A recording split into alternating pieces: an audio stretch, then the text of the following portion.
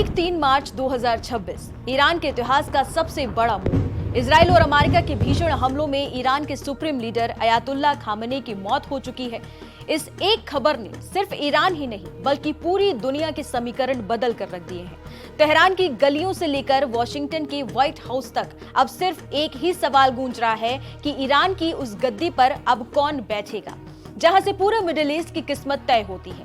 क्या ईरान अपनी कट्टरपंथी राह पर चलता रहेगा या फिर बरसों से सुलग रही बदलाव की चिंगारी अब एक नई आग बनकर उभरेगी? नमस्कार, मेरा नाम है अनुषी गुप्ता और आप देख रहे हैं एनडीटीवी इंडिया। ईरान की सत्ता के गलियारों में उत्तराधिकारी की जंग शुरू हो चुकी है। अब तक माना जा रहा था कि खामेनी के बेटे मोज्तबा खामेनी इस विरासत को संभालेंगे, लेकिन रॉयटर्स की एक ताजा रिपोर्ट ने सबको चौंका दिया है। खबर है कि ईरान के अगले सुप्रीम लीडर के रूप में एक ऐसे शख्स का नाम सबसे आगे चल रहा है जिसकी छवि मौजूदा सिस्टम से बिल्कुल उलट है। ये नाम है हसन खुमैनी का। जी हाँ, वही हसन खुमैनी जो ईरान के संस्थापक अयातुल्ला रूहुल्लाह खुमैनी के पोते हैं। लेकिन सवाल ये है कि क्या ईरान का कट्टरपंथी ढांचा एक उदारवादी नेता को स्वीकार कर पाएगा? ये तो आने वाला वक्त ही बताएगा, लेकिन 53 साल के हसन खुमैनी इस वक्त ईरान की राजनीति में सबसे दिलचस्प चेहरा है। वो अपने दादा रूहुल्लाह खुमैनी की विरासत का प्रतीक तो है, लेकिन उनके विचार अपने दादा के कट्टरपंथी उसूलों से कोसों दूर नजर आते हैं। हसन को ईरान के उन सुधारवादी गुटों का समर्थन हासिल है जो देश में सामाजिक और राजनीतिक आजादी की मांग कर रहे हैं। वो पूर्व राष्ट्रपति मोहम्मद खातमी और हसन रूहानी जैसे नेताओं के बेहद करीब माने जाते हैं, जिन्होंने हमेशा पश्चिम के साथ बेहतर रिश्तों की वकालत की है। हसन खुमैनी का प्रोफाइल किसी पारंपरिक धर्म गुरु जैसा नहीं है। उनके करीबियों का कहना है कि उन्हें संगीत और वेस्टर्न फिलॉसफी में गहरी दिलचस्पी है। वो महिला अधिकारों और सामाजिक स्वतंत्रता के समर्थक माने जाते हैं। और सबसे बड़ी बात यह है कि जब 2022 में महसा अमीनी की मौत के बाद ईरान प्रदर्शनों की आग में झुलस रहा था, तब हसन खुमैनी ने ही सत्ता से जवाबदेही मांगी थी। उन्होंने गार्जियन काउंसिल की भी जमकर आलोचना की थी जब सुधारवादी नेताओं को चुनाव लड़ने से रोका गया था।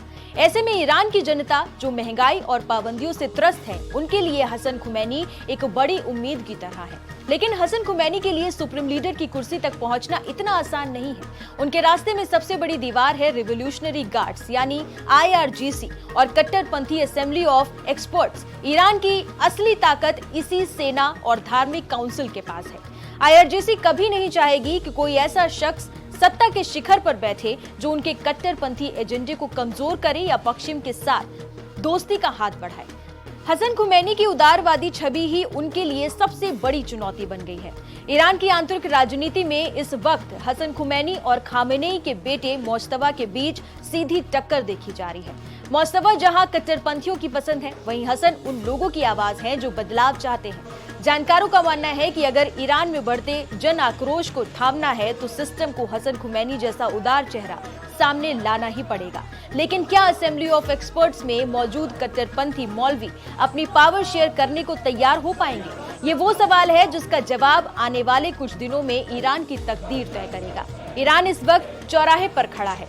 एक तरफ वो सत्ता है जो उसे फिर से पुराने कट्टरपंथ और संघर्ष की ओर ले जाता है, और दूसरी तरफ हसन खुमैनी जैसे नेताओं की सोच है जो एक आधुनिक और खुले ईरान का सपना देखते हैं। खामेनी की मौत के बाद पैदा हुआ ये पावर वैक्यूम सिर्फ एक नेता का चुनाव नहीं है, बल्कि ये ईरान की विचारधारा का चुनाव है। अगर हसन खुमैनी सुप्रीम लीडर बनते हैं तो मुमकिन है कि ईरान और इजराइल के बीच के तनाव में कमी आए और अमेरिका के साथ नए सिरे से बातचीत शुरू हो।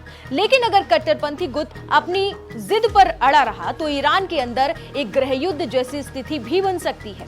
फिलहाल पूरी दुनिया की नजरें तेहरान पर टिकी हैं। क्या अयातुल्ला खुमैनी का पोता अपने दादा के बनाए सिस्टम को बदल पाएगा या फिर सत्ता की ये जंग ईरान को और गहरे संकट में ढकेल देगी? जवाब जल्द ही सामने आएगा।